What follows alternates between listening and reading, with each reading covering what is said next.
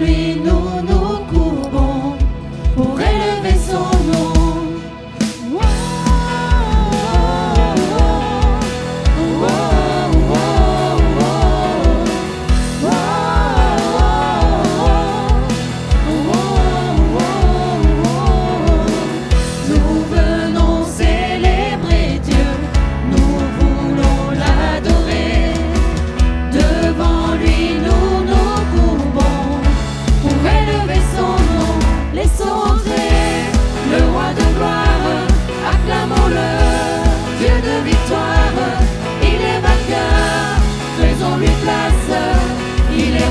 Il est roi et Seigneur. Wow, wow, wow, wow, wow, wow. Dieu est là, il nous attend, il entend nos prières. Sa parole est éternelle, elle est notre essentiel. Laissons entrer le roi de gloire, acclamons-le, Dieu de victoire, il est vainqueur, faisons-lui place.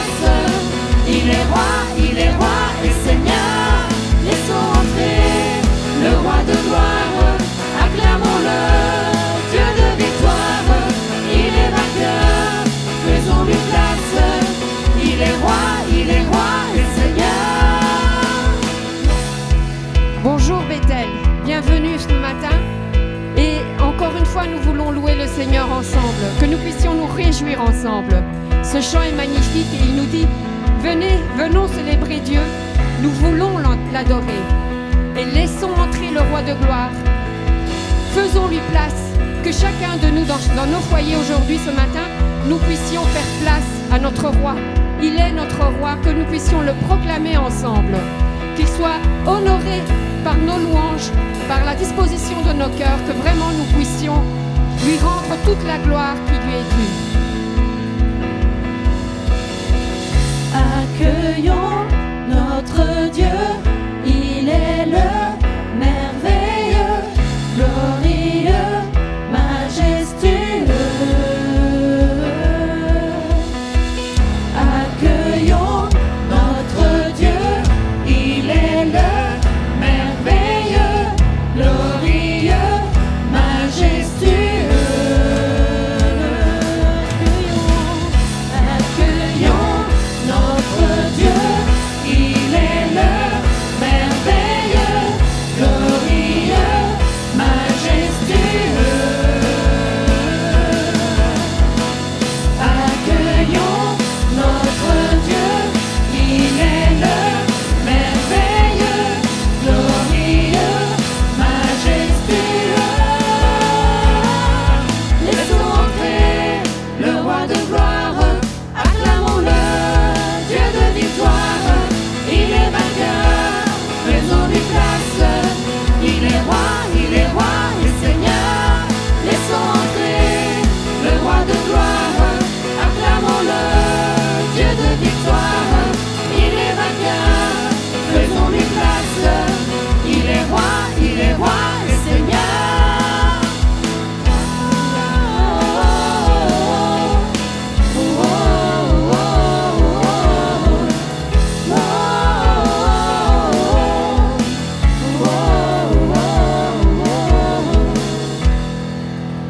Merci Seigneur pour ta présence ce matin, Seigneur. Nous t'accueillons, Seigneur. Tu es notre roi, Seigneur. Et nous voulons que tu règnes en nous, dans nos cœurs, Seigneur, dans nos foyers, Seigneur, dans notre église, dans notre ville, Seigneur. Merci pour qui tu es, Seigneur, et nous voulons te bénir. Quelles que soient les circonstances que nous vivons en ce moment, nous voulons te bénir, Seigneur. Merci, Seigneur.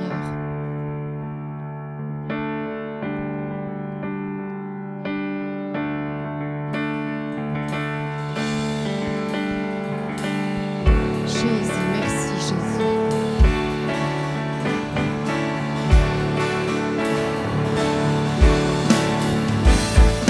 Bénis l'Éternel, mon âme.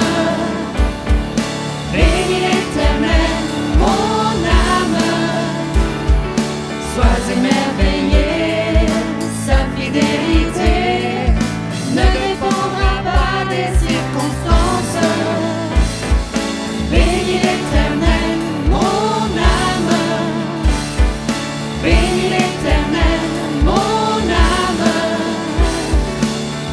Écoute sa voix, il dit que ta foi dépassera toutes les montagnes.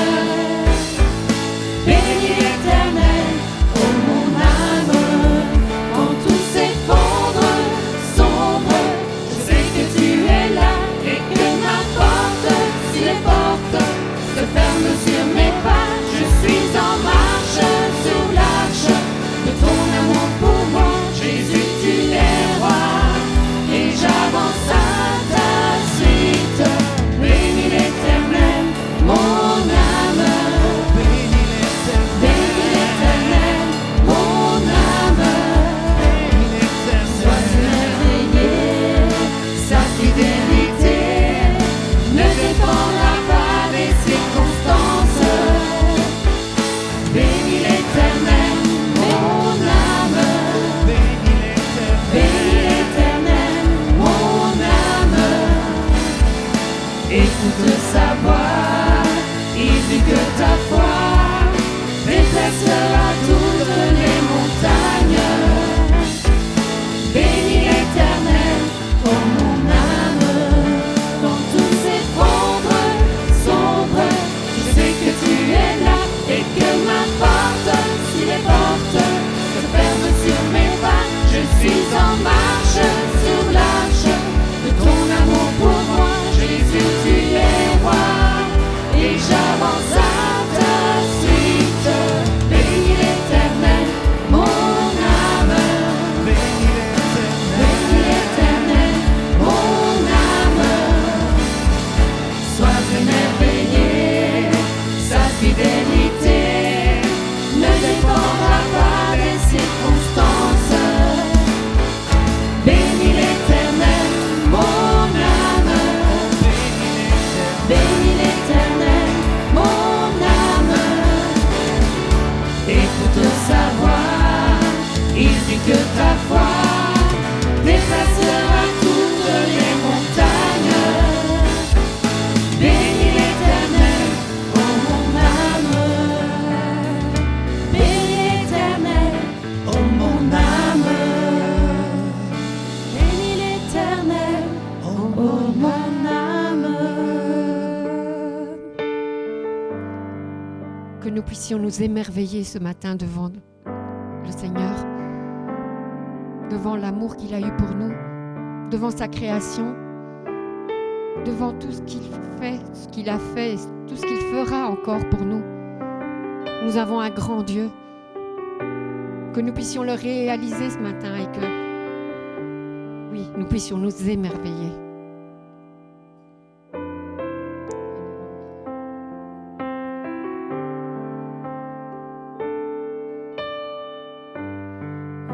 Ô Jésus, mon sauveur, Seigneur, nul n'est comme toi.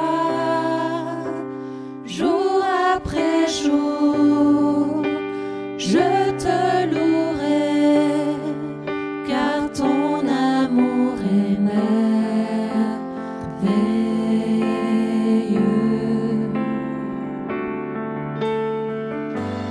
Mon abri, mon refuge, mon réconfort, mon rocher, tout ce qui vit, ce que je suis, ne cesse de t'adorer.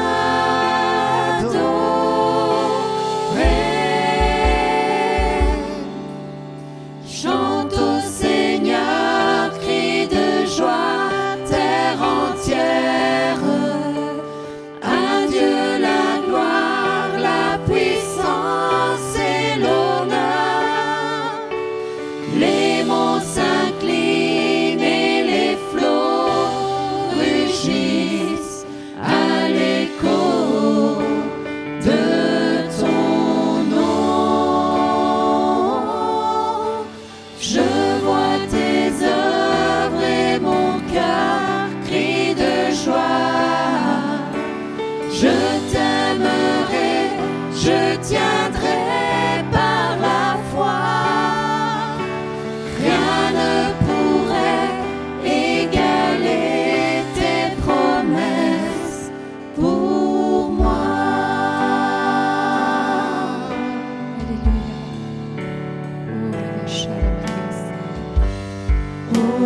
Jésus, mon sauveur, Seigneur, nul n'est comme toi. Jour après jour, je te louerai, car ton amour est merveilleux.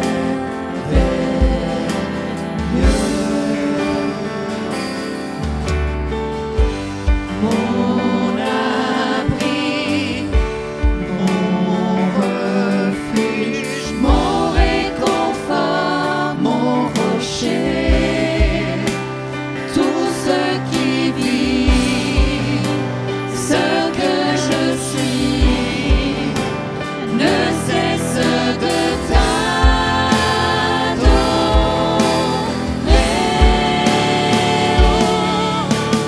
Chante au Seigneur, crie de joie, terre entière. À Dieu la gloire, la puissance et l'honneur. Les monts s'inclinent et les flots rugissent à l'écho de ton nom. Je vois tes œuvres et mon cœur crie de joie. Je t'aimerai, je tiendrai par la voix. Rien ne pourrait égaler tes promesses. Chante au Seigneur, crie de joie, terre entière. À Dieu la gloire, la puissance et l'honneur. Les monts s'inclinent et les flots rugissent à l'écho de ton nom. Je vois tes œuvres et mon cœur crie de joie. Je t'aimerai, je tiendrai par la voix. Rien ne pourrait égaler tes promesses. Non, rien ne pourrait égaler tes promesses. Non, rien ne pourrait égaler tes promesses pour moi.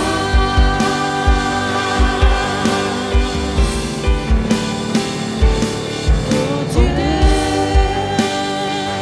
tu es grand, nous chantons, oh Dieu, tu es grand, et tous l'aimons, oh Dieu,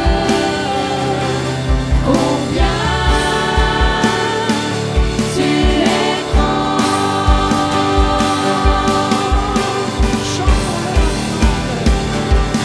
Oh Dieu, tu es grand, nous chantons, oh Dieu, tu es grand, et tous l'aimons, oh Dieu, combien tu es grand. Jésus, alléluia. Oragasharabaragasaya. Adorons-le, adorons le Seigneur pour qui il est. Notre Dieu est grand, il peut tout, il est au-dessus de tout. Seigneur, sois doué, sois glorifié ce matin. Reçois notre adoration, notre louange. Élevons nos voix vers lui. Seigneur, nous avons besoin de toi. Manifeste-toi, Seigneur. Tu es digne de recevoir notre louange, Seigneur. Seigneur, nous voulons t'adorer. Seigneur, remplis-nous de toi. Jésus, Seigneur, alléluia. Gloire à toi, Jésus.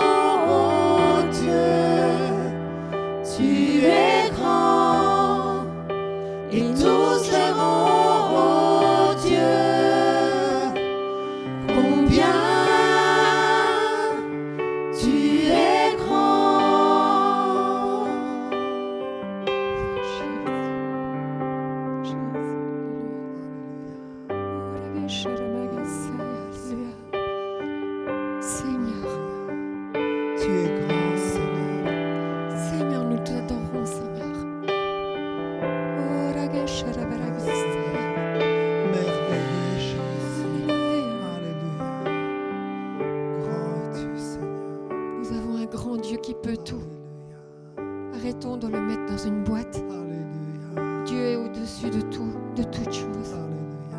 Nous allons Oui, continuer à le Seigneur. chanter. Dieu, tu es grand, Seigneur. Nous voulons t'adorer, Seigneur.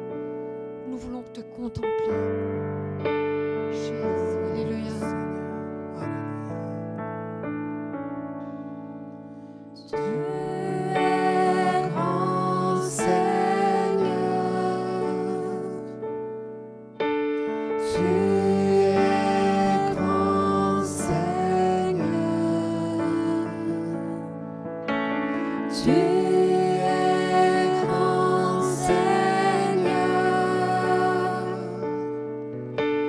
Tu es grand, Seigneur.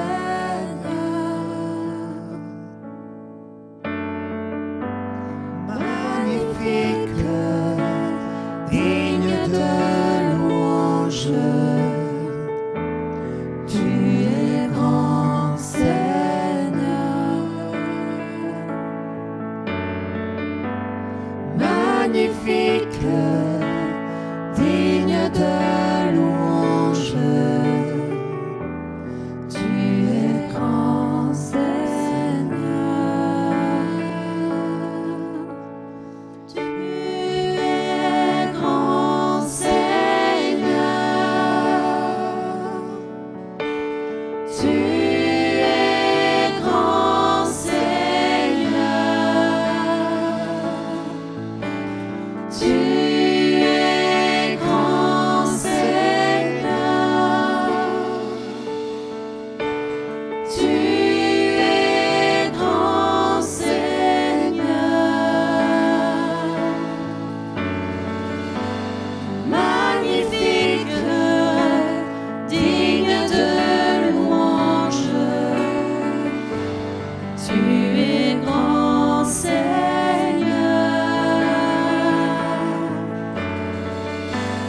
Magnifique, digne de louange. Tu es grand, Seigneur.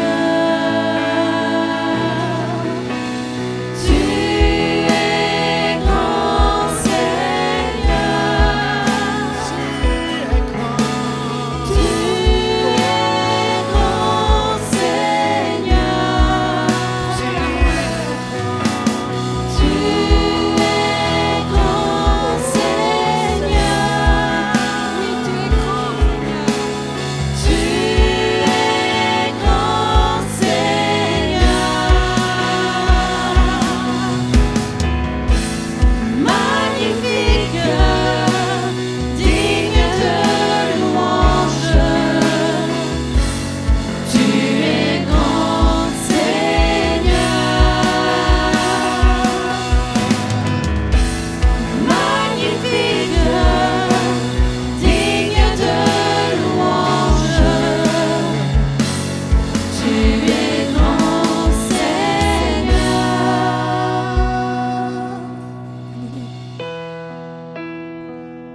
Pendant que la musique continue, je vous invite à élever vos voix, à élever des prières.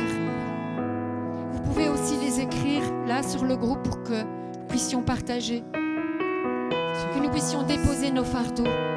Tu es grand, Seigneur. Libérons nos cœurs, que Dieu puisse nous libérer de toutes choses, Oui, Seigneur. que nous puissions lui faire confiance, que nous puissions le voir tel qu'il est. Élevez vos voix vers lui. Déposez vos fardeaux. Laissons-nous remplir de lui, que nous puissions entendre sa voix.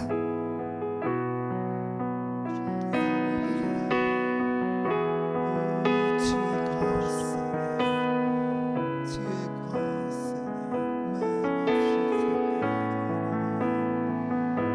Tu es magnifique, notre Dieu, notre Seigneur. Alléluia.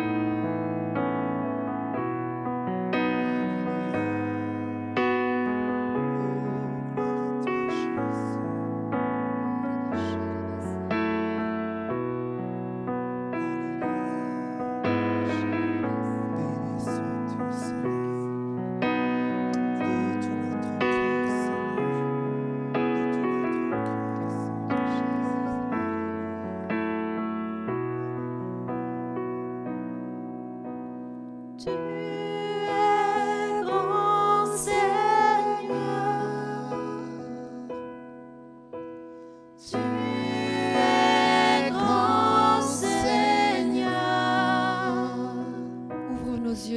que nous puissions te voir. Tu es grand, Tu es grand, Seigneur. Seigneur. Tu es grand.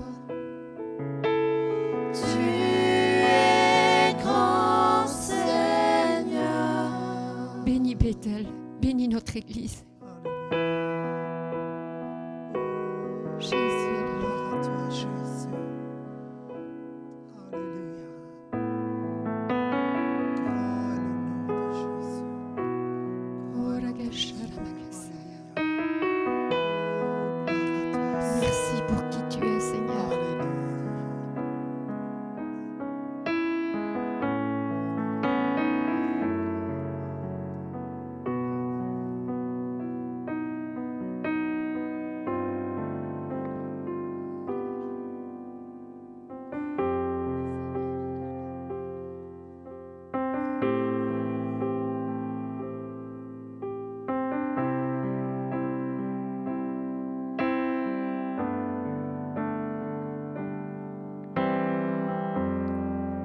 Oh, quelle paix dans ce moment, dans le calme de ta présence, quand le bruit faiblit et tu parles à mon âme.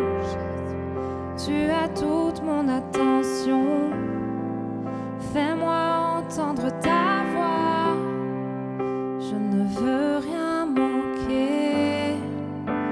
Seigneur, mon cœur désire plus de toi, mon cœur recherche ta face, alors je cède à toi.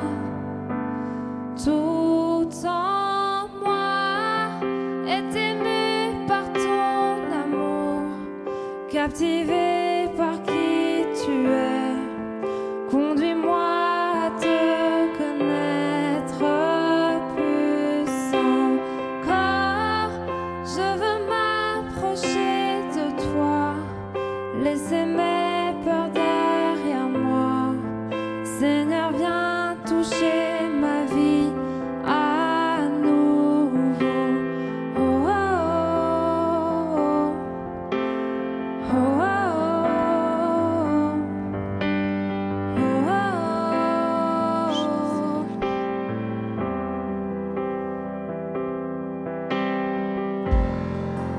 comme le soleil à l'aurore, comme la brise dans la nuit, ta paix me restaure, tu me donnes la vie. Il n'y a aucune hésitation dans ton amour, ton affection, rien n'est comparable. Seigneur, mon cœur désire plus de toi, mon cœur recherche ta face, alors je cède à toi. Tout en moi est ému par ton amour, captivé par qui tu es. Conduis-moi à te connaître plus encore. Je veux m'approcher de toi, laisser mes peurs derrière moi. Seigneur, viens toucher ma vie à nouveau.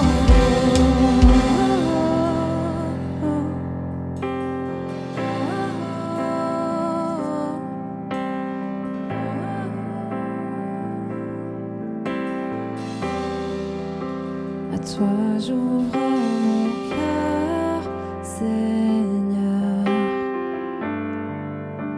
À toi j'ouvre mon cœur à jamais. Donc fais ce que toi seul sais faire. Jésus, viens régner dans ma vie. À toi j'ouvre mon cœur, Seigneur. À toi j'ouvre mon cœur à jamais. fais ce que toi seul sais faire. Jésus, viens régner dans ma vie. À toi j'ouvre mon cœur, Seigneur. À toi j'ouvre mon cœur à jamais. Donc fais ce que toi seul sais faire.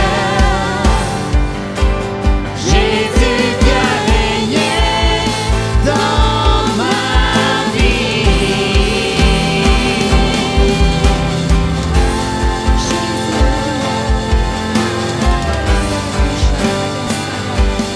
Viens, sois béni. Viens régner, Seigneur. Viens régner dans ma vie, Seigneur. Viens toucher ma vie. Viens faire ce que toi seul sais faire dans ma vie, Seigneur. Je t'ouvre mon cœur, Père. Tout en moi est ému par ton amour, captivé par qui tu es.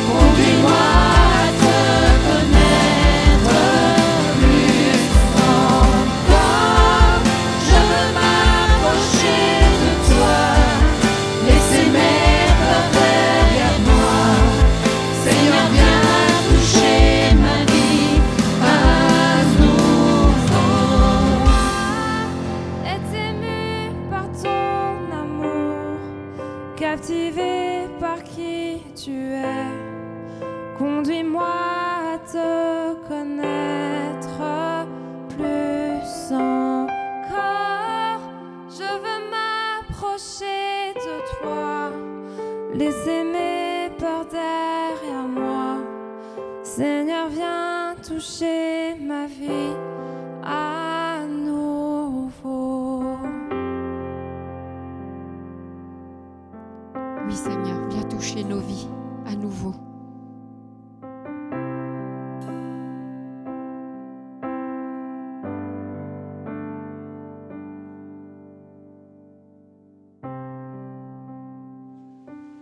Bienvenue ce matin dans ce culte particulier, ce culte pour ce dimanche de Pentecôte.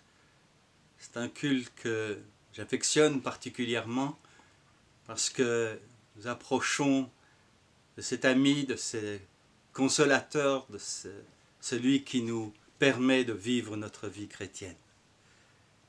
J'aimerais revenir sur ce que nous avons entendu dimanche passé au travers du pasteur Jean-Luc, cette merveilleuse parole de Ésaïe 61 qui dit « L'Esprit du Seigneur, l'Éternel, est sur moi parce que l'Éternel m'a oint pour annoncer une bonne nouvelle aux pauvres.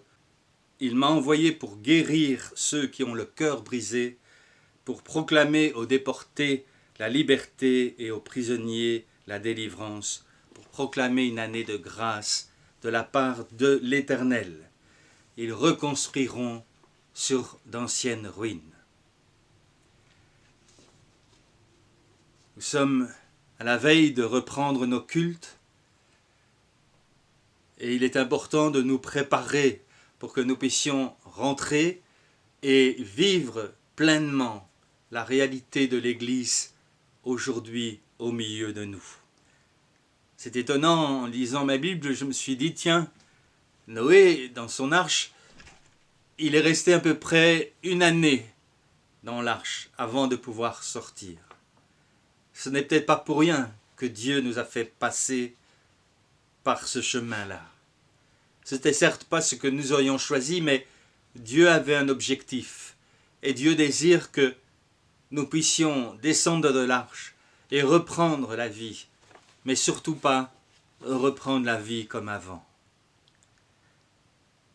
Si nous avons compris que l'Église a passé par un temps de routine malsaine ou de, vous savez, où on va à l'église par habitude, où on s'organise, on fait des cultes, mais nos cœurs n'y étaient plus vraiment. Qu'est-ce que l'Esprit de Dieu veut nous dire? La semaine passée, le pasteur nous rappelait que nous devons recevoir cette vision d'un Dieu qui répare. Il veut réparer l'image de l'Église, l'Église en elle-même, son fonctionnement, nos mentalités en tant qu'êtres humains, mais aussi en tant que chrétiens. Nous avons besoin de recevoir cette mentalité de Dieu. Nous avons besoin aussi d'être prêts, de voir nos relations être restaurées et d'avoir le regard de Christ et l'amour de Christ dans nos vies. Et ensuite, Dieu veut restaurer ta vie. Dieu n'arrêtera jamais à restaurer ma vie. Alors pour suivre cette réflexion et ce temps aujourd'hui de Pentecôte, mettons tout de suite 5 bases élémentaires à l'œuvre de Dieu. Sans cela, nous ne pourrons pas aller de l'avant. Donc pour faire suite à ce que nous avons entendu la semaine passée, je dirais que Dieu d'abord désire habiter dans son peuple. Exode 25:8 dit « Ils me feront un sanctuaire et j'habiterai au milieu d'eux. » L'Église est composée de ceux que Dieu a choisis pour venir habiter par son esprit au milieu d'eux. C'est lui qui nous dirige comme il l'a fait dans le désert. C'est lui qui nous amène de victoire en victoire. C'est lui qui nous fait confronter aux ennemis de l'œuvre et manifester sa victoire. Deuxièmement, comme base, je dirais, si nous nous retrouvons, il faut que l'Église soit construite d'après le modèle que Dieu nous a montré. C'est Moïse qui avait reçu ça en Exode 25:9. L'Église n'est pas faite de pierre, de construction de main d'homme. Elle est faite avec des êtres humains. Le matériel que Dieu utilise, ce sont des rachetés.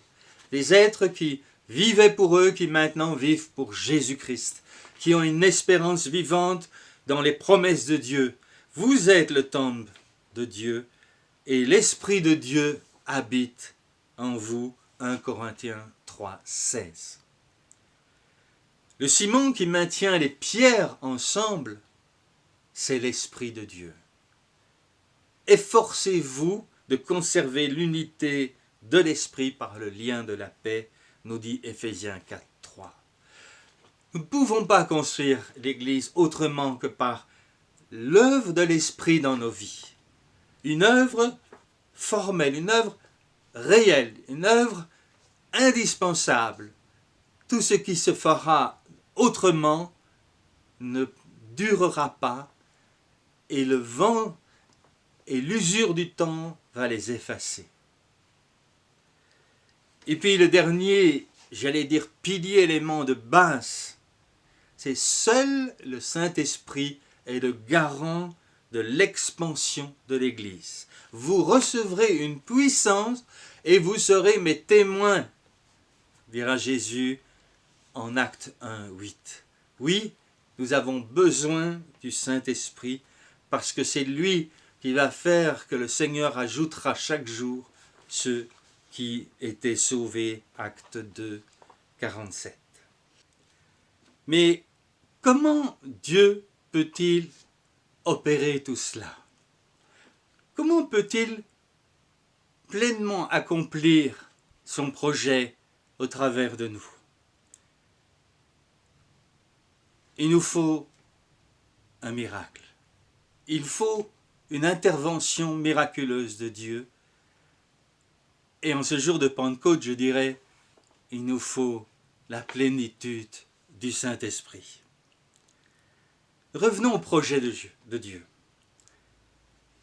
Si on regarde ce que Dieu dit à la Pentecôte, la première chose qu'il dit au travers de Jésus, c'est qu'il leur recommanda de ne pas s'éloigner de Jérusalem, mais d'attendre la promesse du Père. Acte 1:4. Il y avait donc une attente vivante une attente faite dans la prière que les disciples devaient passer. C'était 10 jours dans lesquels ils allaient chercher la face de Dieu et vraiment mettre leur cœur en disposition pour recevoir cette promesse. Et la deuxième chose qu'il fallait, c'était bien sûr que les disciples aboutissent à cela. Et sans que ce soit, j'allais dire, prévu à leur agenda, c'est Dieu qui intervient. C'est Dieu qui se manifeste. Il intervient ce dimanche de Pentecôte. Il envoie un bruit, il envoie comme un vent impétueux qui vient bouleverser, qui aurait même de quoi faire peur. Mais il est dit des langues de feu leur apparurent séparées les unes des autres et se posèrent sur chacun d'eux. Et ils furent tous remplis du Saint-Esprit. Et ils se mirent à parler en d'autres langues, selon que l'Esprit leur donnait de s'exprimer. Actes 2, 3 à 4. Cette restauration a été possible parce que la première Église a reçu le Saint-Esprit. Nous ne pouvons pas nous attendre à un autre schéma, un autre modèle. Ne construisons pas sur d'autres plans. C'est le Saint-Esprit qui vient et qui a besoin. Nous avons besoin de prier, d'agir, de faire, de penser comme les premiers chrétiens. Quelle était leur prière? Citons par exemple Acte 4.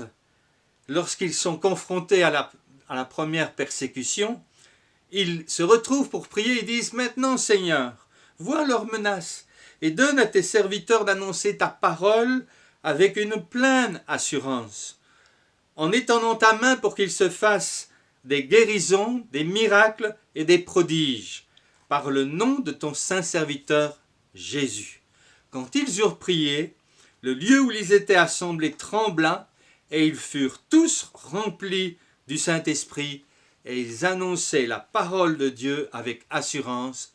Acte 4, 29 à 31. C'était, j'allais dire, clair. Les premiers disciples dépendaient de l'assistance du Saint-Esprit en toutes choses. Ils ont attendu, ils ont prié et n'agissaient que par obéissance à la voix de l'Esprit qui les guidait. Nous avons besoin de former ce corps. Ils ont été baptisés pour former un seul corps. 1 Corinthiens 12, 13. Et on voit aussi que les premiers chrétiens persévéraient. Ils persévéraient dans l'enseignement des apôtres, la fraction du pain, la communion fraternelle et dans les prières. Acte 2, 42. Dieu désire que nous vivions une véritable Pentecôte. Nous trouvons dans le livre d'Ézéchiel la vision de la vallée des ossements, dans le chapitre 37. Cette prophétie s'adresse d'abord aux enfants du Seigneur, mais nous allons voir qu'elle a 3 portées bien définies. Comme souvent dans le ministère prophétique, on a comparé ça à des vagues d'accomplissement. On peut dire, voilà, ça s'adresse d'abord à cette première vague, mais tiens, il y a des éléments qui s'intéressent plus tard à une deuxième vague, puis ainsi la troisième vague. Pour Ézéchiel, au chapitre 37, la vallée des ossements, la vision qu'il reçoit, on peut dire qu'elle aura 3 accomplissements. Ézéchiel vivait dans une période très difficile. C'était d'ailleurs une période où il était en exil et qu'il y avait donc, comme Jean-Luc l'a expliqué, une situation assez négative. Tout était vraiment à refaire. Ils avaient perdu leur culte, ils avaient perdu bien des choses et vraiment leur armée, leur vie était complètement désorientée et l'image que Dieu leur donne est certainement ce que Ézéchiel avait certainement perçu, c'est que le peuple avait perdu tout ce qu'il était. Il restait des eaux sans vie. Donc, la prophétie, on pourrait dire, de ces eaux qui vont revivre, s'adresse d'abord à ce peuple-là et prophétise son retour en Israël. Parce qu'il était nécessaire qu'il retourne, qu'il reconstruise le temple. Parce qu'il fallait que Jésus vienne et naisse à Bethléem. Et que Jésus puisse être dans ce temple et être aussi celui qui allait accomplir les prophéties en Israël. Donc, c'est la première réalisation. La deuxième réalisation, celle qui s'intéresse plus à l'Église, on va voir que plusieurs ont dit, mais oui, cette prophétie-là, c'est ce renouvellement, c'est l'action du Saint-Esprit qui va faire de nous des nouvelles créatures. Et on parle donc ici de l'Église qui va se lever comme une grande armée pour annoncer l'Évangile et conquérir le monde pour Jésus. Ça, c'est la deuxième interprétation. Et la troisième interprétation, comme on dirait la troisième vague d'interprétation, on le sent ici, le texte a une dimension messianique et s'adresse au peuple d'Israël.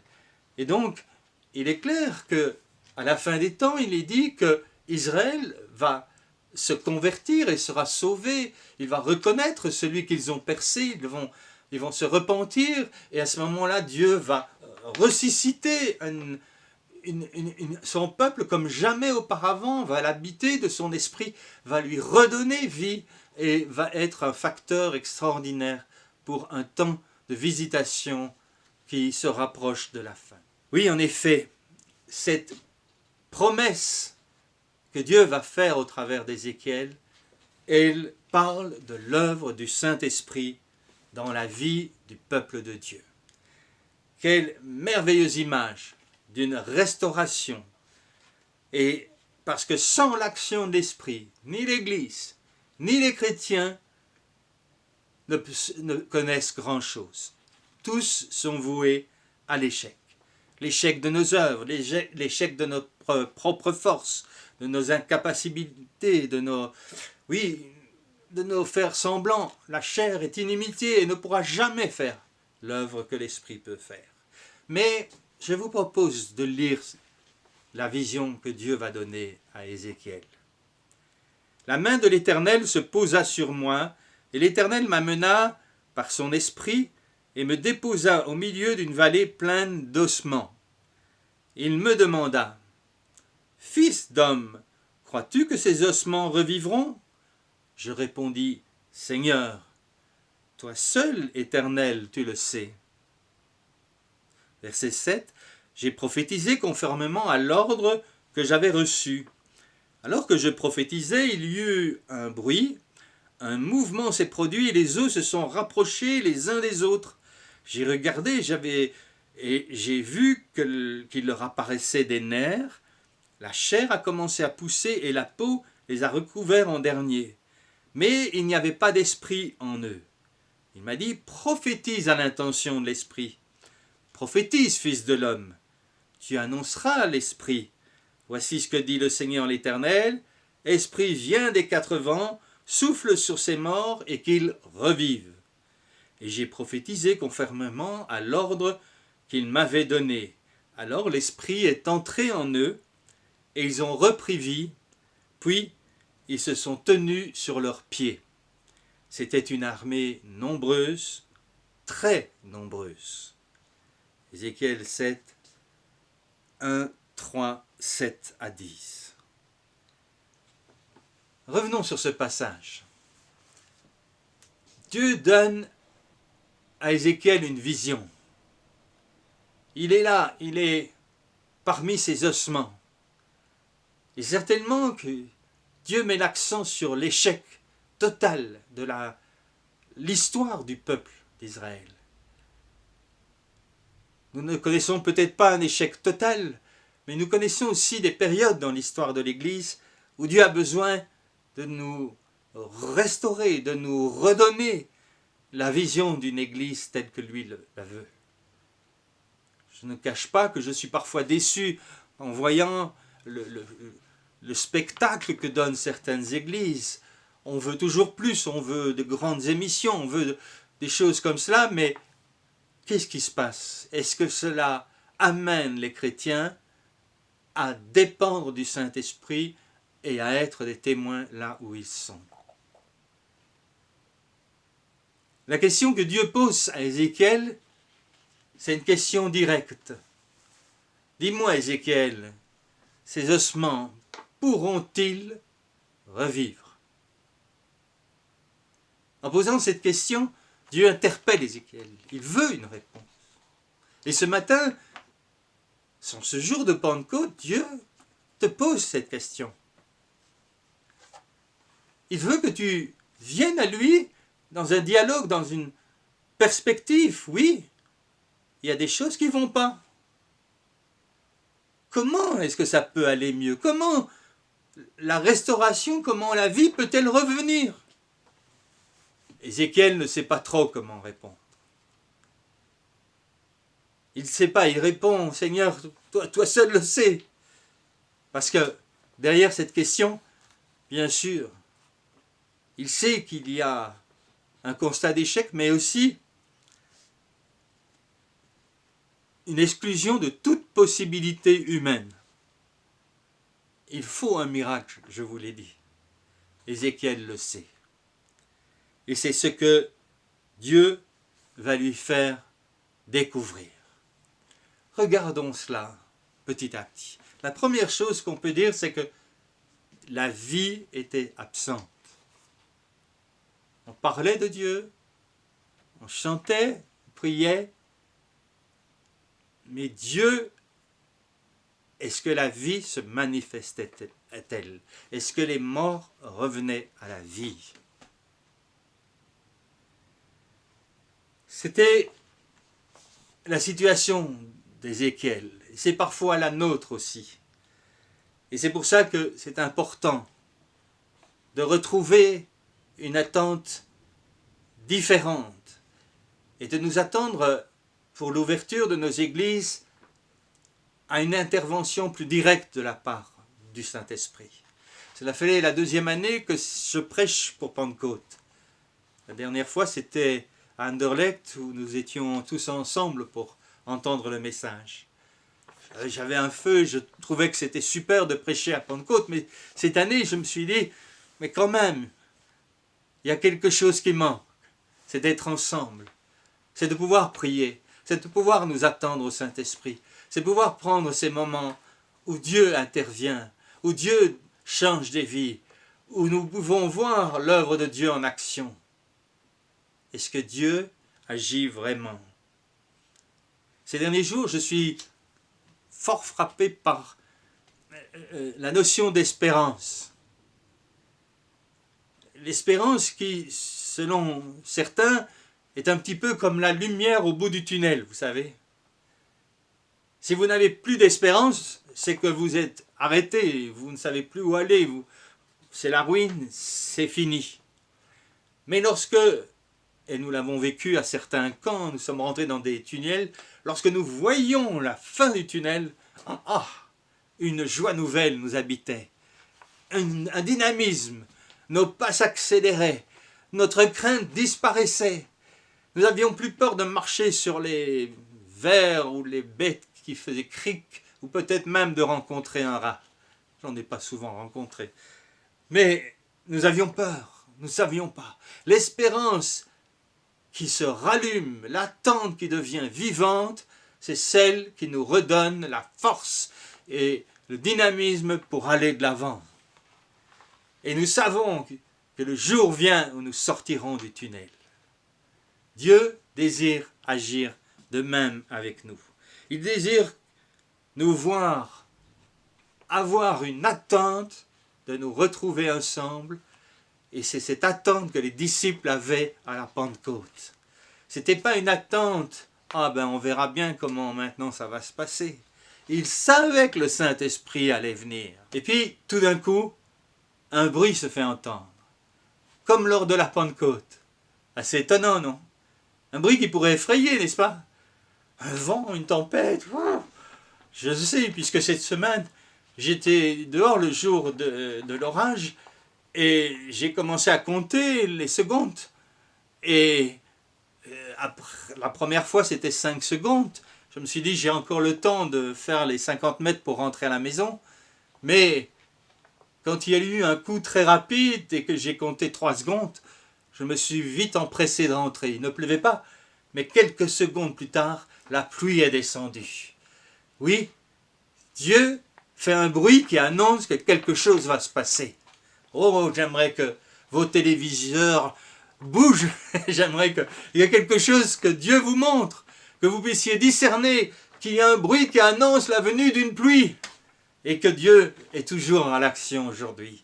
Oui, venons, un bruit survient et c'est un bruit qui annonce la venue du Saint-Esprit, la venue d'une action, la venue de la vie que Dieu veut ramener dans l'Église.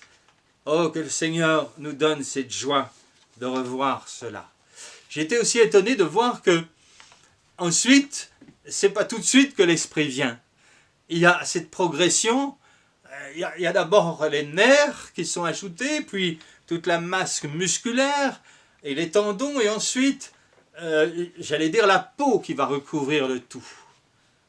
Et je me suis dit, mais c'est peut-être une leçon aussi pour nous à découvrir. Peut-être que dans cette attente, l'attente que l'Esprit de Dieu souffle sur nous, peut-être serait-il bon que nous puissions passer du temps avec le Seigneur pour lui demander ces 3 éléments dans nos vies.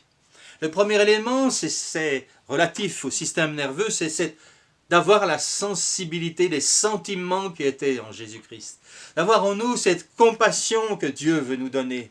D'avoir en nous cet amour pour les perdus, l'amour pour les autres. Cette empathie, pas seulement l'empathie, mais l'amour, l'agape de Dieu par rapport aux pécheurs. Si peut-être des fois ça vous est arrivé face à une foule de vous dire, mais Seigneur, mais toute cette foule, elle ne te connaît pas. C'est parfois un sentiment terrible qui m'a assailli. Et là, je priais, Seigneur, envoie ton esprit. Touche ma famille, touche mes amis, touche ses voisins, touche cette ville. Ça vous est déjà arrivé? Parce que pendant ces 10 jours, les disciples ont prié pour que quelque chose se passe. Ils ont reçu cette sensibilité que le Saint-Esprit donne à ceux qui prient. La deuxième chose qui se passe, c'est que les muscles vont commencer à pousser sur ce corps. Vous savez qu'un squelette, si vous le prenez, ça ne fait qu'un petit tas d'os. Et de même, si vous prenez beaucoup de muscles et que vous essayez de les mettre ensemble, s'il n'y a pas de squelette, ça ne sert à rien non plus.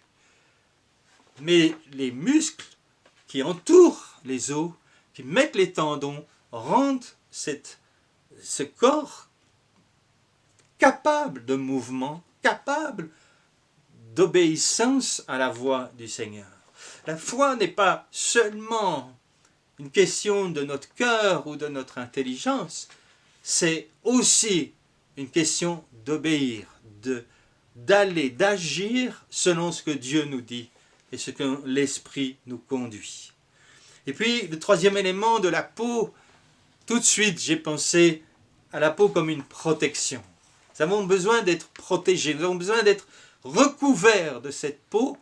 Et vous n'avez qu'à voir au niveau des maladies, le nombre de bactéries, de virus auxquels nous sommes confrontés, qui essayent de traverser cette protection de la peau.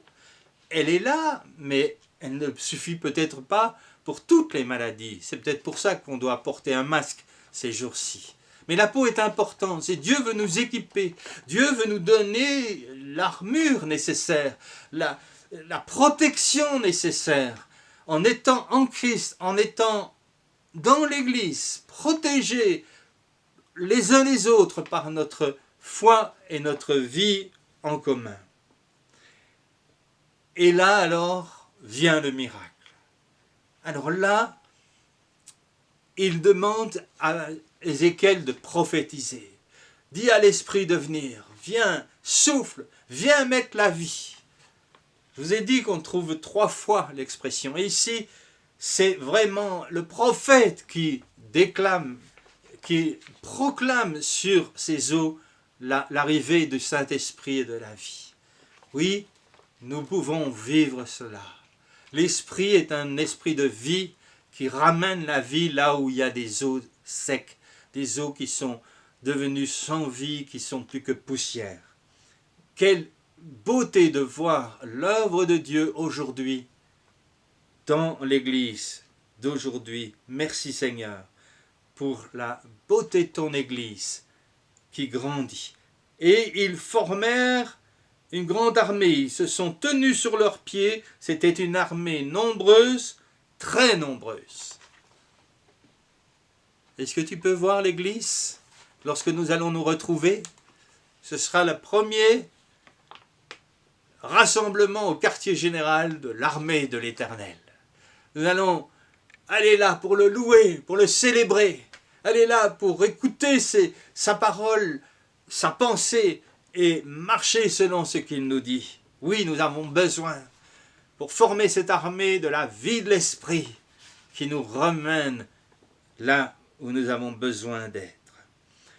Et puis il y a ce verset qui dit « Je vous donnerai du repos sur votre territoire ». J'apprécie beaucoup d'être à Manage. J'ai fêté ma retraite maintenant et je peux comprendre qu'on a besoin de repos. Mais pour avoir du repos, dans la situation que vivait Ézéchiel, il fallait remporter la victoire. Un repos sans victoire n'est pas possible. N'essaye pas de te reposer si tu n'as pas remporté la victoire.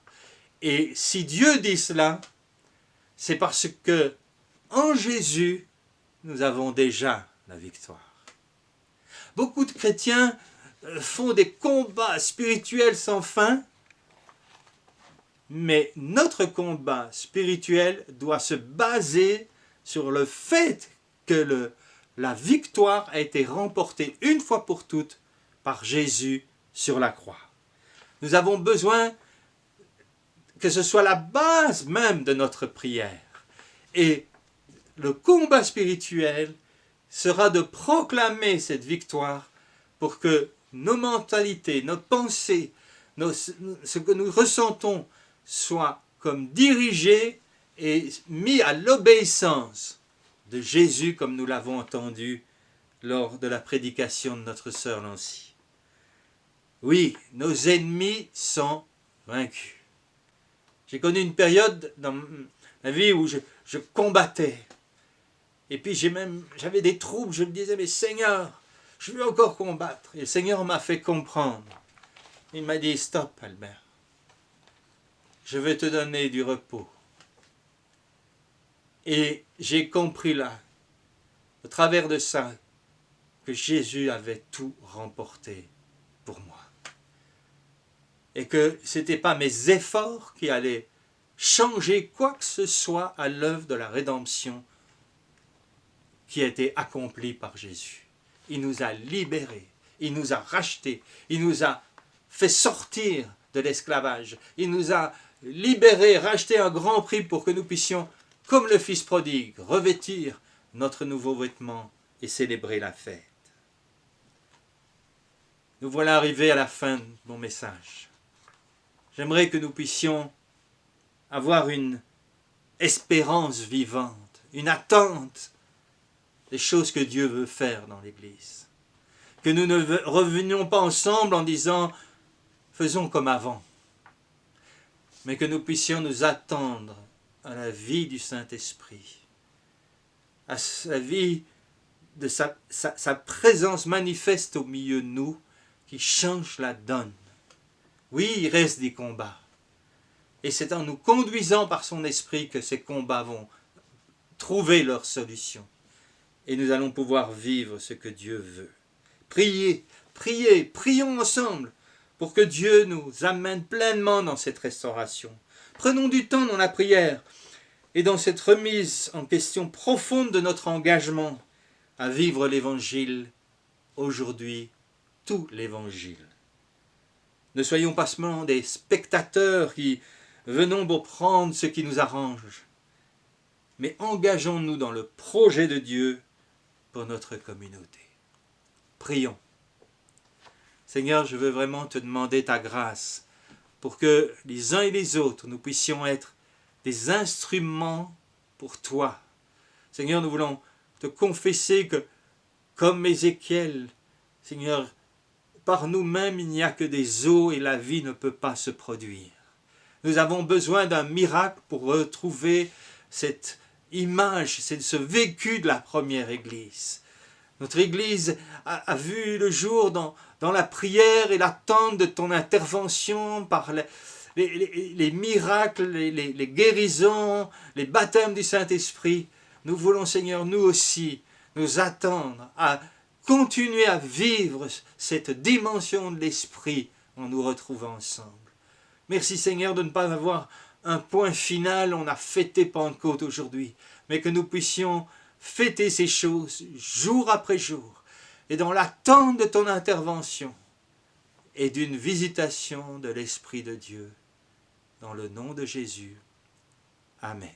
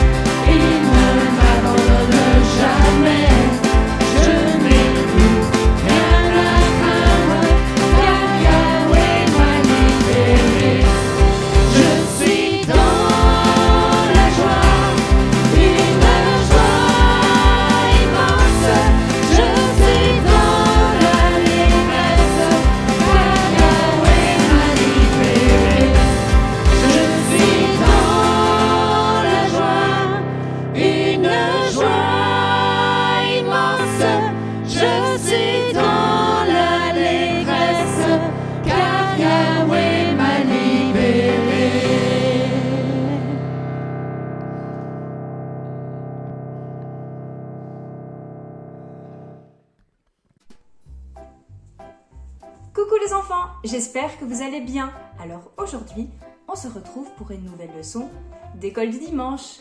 Et aujourd'hui, je vais vous raconter une histoire un peu particulière qui est arrivée aux disciples de Jésus. Est-ce que vous êtes prêts? Oui? Alors c'est parti! Cela faisait plusieurs jours que Jésus était monté au ciel et qu'il avait laissé les disciples. Les disciples étaient donc tout seuls. Mais Jésus leur avait promis une chose. Il leur avait promis qu'il enverrait le Saint-Esprit. Mais les disciples, ils ne savaient pas, ils ne connaissaient pas. Ils étaient réunis dans leur maison, tous ensemble. Ils étaient assis par terre et ils étaient tristes parce que Jésus leur manquait fort. Ils pleuraient et puis tout d'un coup,